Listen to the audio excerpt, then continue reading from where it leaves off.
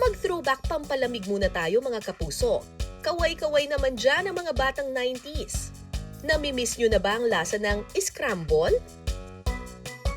No worries dahil ililibre tayo ng komedyanteng si Pepita Curtis. Paharang-harang ka kasi dyan eh, kaya bineso rin kita. Venus! Ang hira! Kabilang si Pepita sa GMA Afternoon Prime Revenge drama series na Makiling. Naalala mo nung nag-work ka sa salon de manika ko. Bilang all-around assistant, ikaw ang aalalay sa ating mga stylist. Siya si Venus na isa sa mga naging kaibigan ng bidang si Amira. Taga-shampoo, taga-blow dry. Pero ngayon si Pepita naman ang bibida sa paggawa ng scramble. Kakaiba raw kasi ang scramble na ito. Super sticky at hindi matatapon kahit itaob pa ang lalagyan.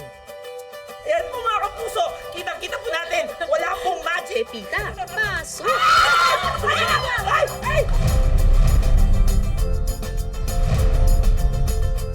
Yes, hello po mga kapuso. Siyempre, ito po si Pepita Curtis. At ngayon, matututunan natin kung paano gumawa sa isa sa mga paboritong pampalamig ng mga batang 90s. Ito ang Scramble! At siyempre, kasama natin si Divina, na sikat, trending na trending sa paggawa ng Scramble. So, paano nga ba? Ano bang uumpisahan natin? Una, ayan, magkakayod muna tayo ng yelo. Kahit ng yelo, okay? Okay, ayan ako. Ang bilis ka niya. Kita-kita natin. Nakakalahati na. Sige, tulungan naman kita. Ako naman. Ayan, okay na yan. Okay. Ha? Okay na Sige, to? ate. Wala Sige, akong tulak. gagawin? Dahan-dahan ka lang, ha? Parang crush mo ako, ah.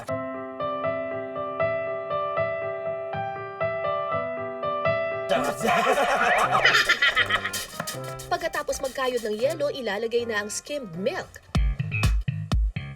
Ayan. food flavoring, food color, strawberry flavor, at saka muling magkakayod ng yelo.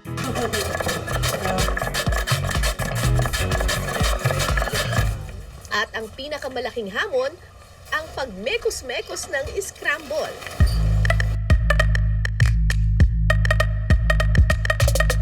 Okay, ayan. So, minimix muna ni Divina. Pinapakita muna niya sa atin.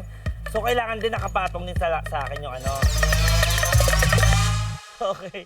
O, 1, 2, 3, go! Pak! Bakit pala dalawang kamay rin to eh, no? In fairness ha, mahirap yung ginagawa mo, Divina. Paano mo nagawa yan? Feeling ko talaga nagkamali yung mga kaluluwa natin sa mga katawan natin. Dapat dyan ako sa'yo, dito ka sa akin. Ako, malapit na natin nakikita, oh. Medyo umaano na siya. Iba na yung texture niya, oh. Guys, look. Mga kapuso. Medyo wala na yung yellow-yellow konti. Iba na yung itsura niya. Parang nagiging paste na siya, no? Parang ice cream. Ayun, parang ice cream. Ikaw ba ang ice cream sa ibabaw ng cupcake ko? Huling ilalagay ang asukal.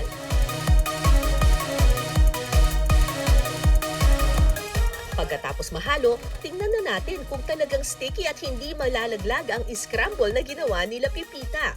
Okay, eto na. Malapit na pong matapos mga kapuso. Eto, nakikita natin. Very, ano na siya. Very sticky. Yon! Ano? Ah! Oh, galing! Oh my goodness! You're the best among the rest! Okay. Oh, ako naman. Sorry. Namamura pa nga. Oh, ganun. Ayan, sama na lang ako. Kaya ba, kaya? Kaya. Ayan po mga kapuso, kitang-kita po natin, wala pong magic. Ayan na! Ay! Ang galing! Palakpakan naman, certified. Totoo yung mga napapanood po natin sa videos. Hindi talaga bumabagsak yung ginagawang Scrabble ni Divina! Congratulations, Divina! Eto na po mga kapuso, ang pinaghirapan naming Scramble ni Divina. Okay, matitikman natin. Ito na. Mas masarap pala pag pinaghirapan mo, no? Grabe! Perfect na perfect para sa mainit na panahon dito sa Pilipinas, mga kapuso. Sarap!